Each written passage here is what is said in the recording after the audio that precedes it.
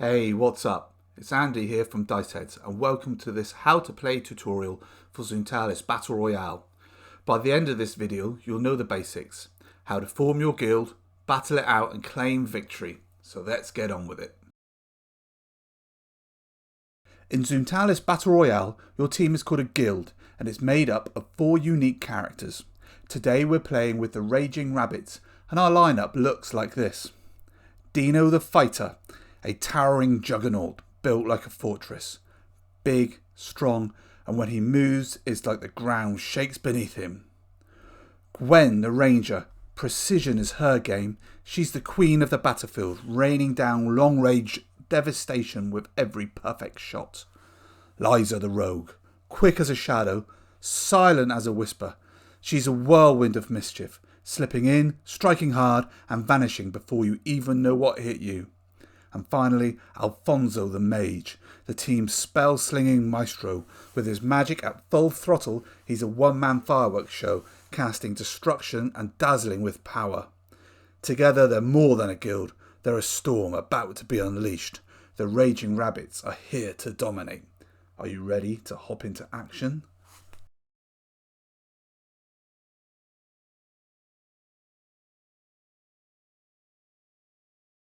To control a character, you'll use their character card. Let's break it down with Liza the Rogue as our example. On the card, you'll see her key stats. Pace, how far she can move. Defense, how hard she is to hit. Health, her total hearts. Mages will also have a spellcraft icon on their card, but as Liza is a rogue, it doesn't appear on hers.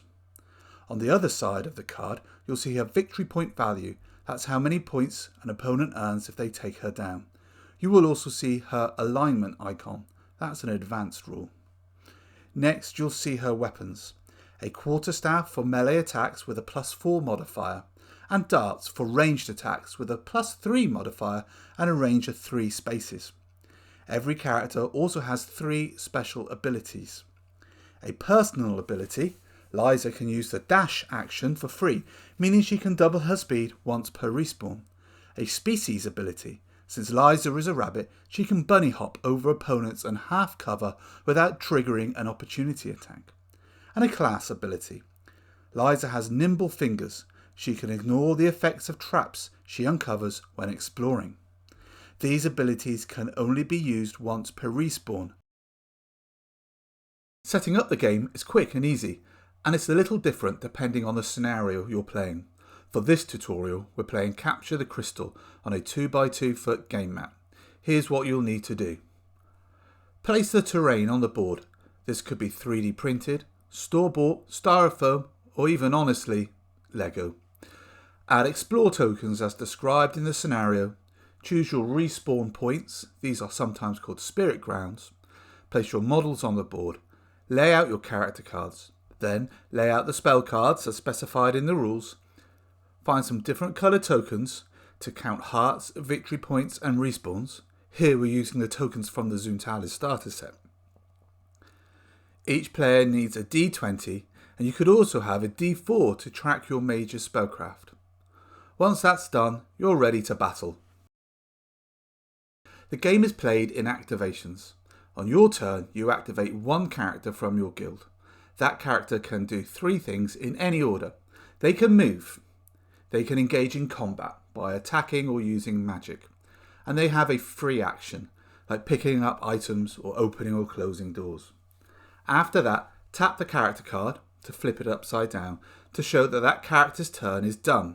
Then it is the next player's turn to activate one of their characters. Once all your characters have had a turn, you can untap them and they go again. Movement is simple. Each character has a movement speed called pace, listed on the left of their card. For example, Liza the Rogue has a pace of 5, so she can move 5 spaces in any direction, straight, diagonal, or a mix of both. You can also split movement, so Liza might move 2 spaces, make an attack, and then move 3 more. To make a melee attack, you need to be adjacent to your target. Roll a d20, add your weapon's modifier and see if it meets or beats your opponent's defense statistic. If it does, it's a hit and they lose 1 heart. Here's an example. Lockjaw the fighter rolls a 12 on his d20. He has his +5 modifier from his battle hammer for a total of 17. That beats Alfonso the mage's defense of 13, so Alfonso loses a heart. If you try to leave melee range, the opponent gets a free shot with an opportunity attack. For ranged attacks, you need to be within the range as noted on the weapon statistics and have a clear line of sight. Here's an example. Pickles, the ranger, fires her longbow at Dino. She rolls a d20 and gets a 9. She adds her +5 modifier for a total of 14, but Dino's defense is 16, so it's a miss. If half-covered terrain blocks the shot, the target gets +2 to their defense. If another character blocks the shot, the attacker rolls with bad luck. Mages start with 4 spellcraft, which you could track with a d4. They can spend these points to cast spells like Ensnare, which traps opponents, or Lightning Strike, which is a damage spell. For example, Jackson casts Lightning Strike on Alfonso.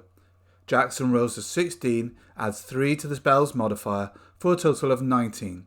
Since Alfonso's defense is 13, he's hit and loses a heart. Mages can also cast buffs on allies or themselves, like Dash, Heal, or Magic Armor. Each character gets 1 free action during their turn. They can pick up an Explore token if they are adjacent to it. Roll a d20 to see what's inside. It could be something good or something bad. Check the table to find out. The token is then attached to the character's card for later use. Scenario-specific free actions could include picking up a flag, opening a door, or collecting treasure. If a character's heart drops to 0, they respawn. Here's what happens.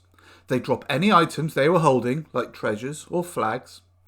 They return to full health on their spirit grounds, and mages recover 2 spellcraft up to their limit. They can't activate right away. You have to activate at least 1 other character from your guild first. When you are reduced to 0 hearts, take a respawn token, and your opponent will also collect a victory point token according to the victory point worth of the character that has respawned. Players collect victory points each time they reduce an enemy to 0 hearts or any other scenario objective. Each time a character respawns, that player should take a respawn token. Each scenario will also have a win condition, which ends the game. Often, the player triggering the win condition will also earn extra victory points. At the end of the game, count your victory points, subtract points for each respawn, and see who wins. That's it for this tutorial. Now you're ready to build your guild and conquer Zoontalis Battle Royale. However, there's a lot more to the world of Zoontalis and even more advanced rules, especially when magic is involved. Be sure to read through the rulebook carefully when you get a chance. If you have any questions, drop a comment below or get in touch with us on the Dice Heads website. And don't forget to tag Dice Heads with your photos and stories. Thanks for watching and we'll see you on the battlefield.